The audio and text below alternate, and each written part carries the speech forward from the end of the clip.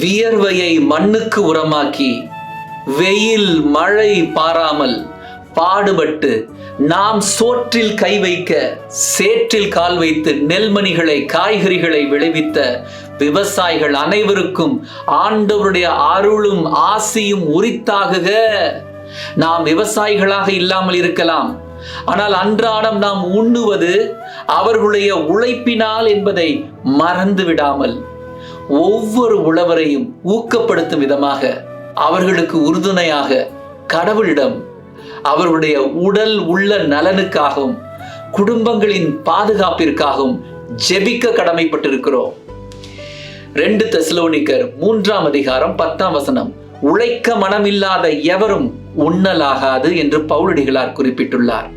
எங்கள் அன்பு ஆண்டவரே, வெள்ள சேதத்துல மத்தியிலும் பயிரெல்லாம் நஷ்டமான மத்தியிலும் உம்மை நோக்கி பார்த்து வானத்தை பார்த்து வானத்தின் பனித்துளியை மூலமா அவங்களுக்கு வர ஆசீர்வாதம், எல்லா நேரத்திலும் நீர் படைத்திருக்கின்ற இந்த உலகத்தை ஏதோ ஆண்டு கொள்ளவும் அதை அனுபவிக்கவும் உயிர் வாழ உணவை அவர்கள் உற்பத்தி செய்கிற ஒரு மகத்தான பணியில் இருக்கிறார்கள்.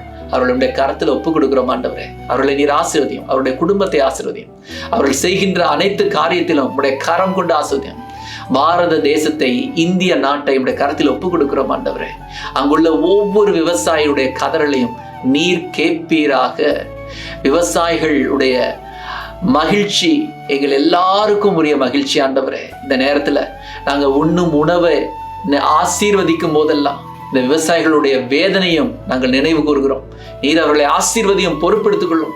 அவர்கள் செய்கிற அனைத்து காரியங்களிலும் பலன் 100 மடங்காகவும் 60 மடங்காகவும் 30 மடங்காகவும் பலன் கொடுப்பீராக. ஆசீர்வாதங்கள் அவருடைய குடும்பத்திற்கு கடந்து செல்வதாக. அறுவடை மூலமாக அவர்களுக்கு கிடைக்கின்ற அனைத்து ஆசீர்வாதங்களும் இந்த உலகத்திற்கே ஆசீர்வாதமாக இருப்பதற்கு நன்றி ஆண்டவரே.